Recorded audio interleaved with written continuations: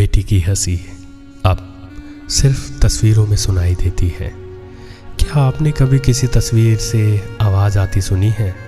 माँ कहती है, जब मैं देखती हूँ उसकी तस्वीर, वो उसकी हंसी अब भी सुनाई देती है।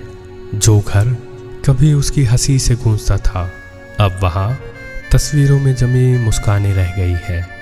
वो तस्वीर जो दीवार पर टंगी है, अब माँ की सबसे प्यारी आवाज़ बन चुकी है। हर बार जब वो देखती है उस मुस्कुराहट को, तो कानों में वही पुराना ठहाका गूंजता है। बेटी के जाने के बाद माँ की दुनिया ठहर सी गई है।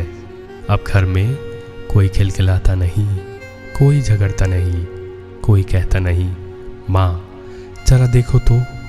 अब बस एक फ्रेम में बंद वो मुस्कुराहट है, जो हर दिन माँ को हंसने का बहाना देती है और उसी पल रुला भी देती है। जब कोई मेहमान आता है तो माँ वही तस्वीर दिखाकर कहती है, यही है मेरी बेटी, देखो कितनी हंसती थी। हाँ, अब वो हंसी घर में नहीं रहती, वो अब एक नए घर की रोशनी बन चुकी है। लेकिन इस घर की दीवारों को अब भी उसकी खिलखिलाहट की आदत है। तस्वीरों में बंद वो मासूम चेहरा हर दिन कुछ कह जाता है। माँ जब थक जाती है काम करते करते, तो उसकी आंखें उस दीवार की तरफ चली जाती है।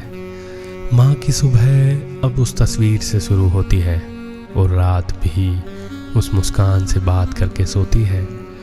कभी तस्वीर को साफ करते हुए माँ कहती है, तेरी ये मुस्कुराहट अब भी वैसी ही है बेटा, काश तू भी वैसी ही होती, थोड़ी देर के लिए ही सही, लेकिन इस कमरे में वापस आ जाती।